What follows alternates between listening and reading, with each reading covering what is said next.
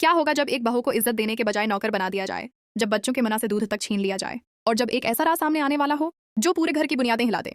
ये कहानी है एक ऐसे घर की जहां जुल्म अपनी हदें पार कर चुका है और इंसानियत कहीं खो गई है।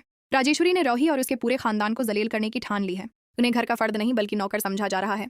यहाँ तक कि उन्हें अपने लिए खाना पकाने की इजाजत भी नहीं और बच्चों के दूध पर भी पाबंदी लगा दी गई है। रोही बेबसी से हाथ जोड़कर कहती है, हमें हर सजा मंजूर है मगर खुदा के लिए बच्चों पर जुल्म न करें, वो अभी बहुत छोटे हैं।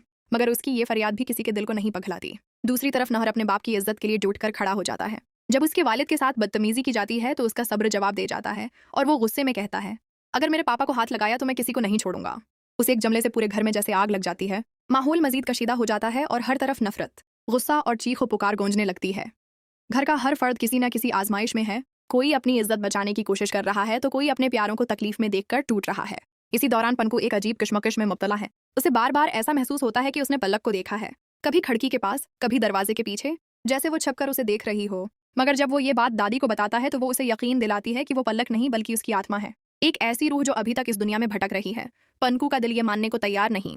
वो कहता है कि पलक जिंदा है, वो मेरे पास क्यों नहीं आ रही, वो मुझसे छिप क्यों रही है। इसके सवालात बढ़ते जा रहे हैं और जवाब किसी के पास नहीं। दूसरी तरफ दादी उसके जहन में खौफ भरने की कोशिश करती है ताकि वो हकीकत तक न पहुंच सके। इधर रोही खामोशी से सब कुछ देख रही है। वो जानती है कि अब वक्त आ गया है कि वो सिर्फ जुल्म बर्दाश्त न करे बल्कि उसका जवाब दे। वो फैसला कर चुकी है कि अब वो अपने दुश्मनों को उन्हीं के जाल में फंसाएगी, जैसे उन्होंने उसे फंसाया था, ताकि सच खुद ब खुद सबके सामने आ जाए। वो अंदर ही अंदर एक मंसूबा बना रही है, एक ऐसा मंसूबा जो न सिर्फ उसकी बेगुनाही साबित करेगा बल्कि इस घर के हर झूठ को बेनकाब कर देगा। हालात दिन बे दिन खराब होते जा रहे हैं। नहर को सख्त सजाएं दी जा रही हैं, उसे भारी बोझ उठाने पर मजबूर किया जा रहा है, यहाँ तक कि उसे पानी की एक बूंद तक नहीं दी जा रही। मगर वो फिर भी हिम्मत नहीं हारता क्योंकि उसे अपने खानदान की इज्जत अजीज है। रोही अपने शोहर को इस हालत में देखकर टौट जाती है मगर वो खुद को संभालती है क्योंकि उसे मालूम है कि अगर वो कमजोर पड़ गई तो सब कुछ खत्म हो जाएगा। घर के अंदर हर लम्हा एक नई आजमाइश लेकर आ रहा है।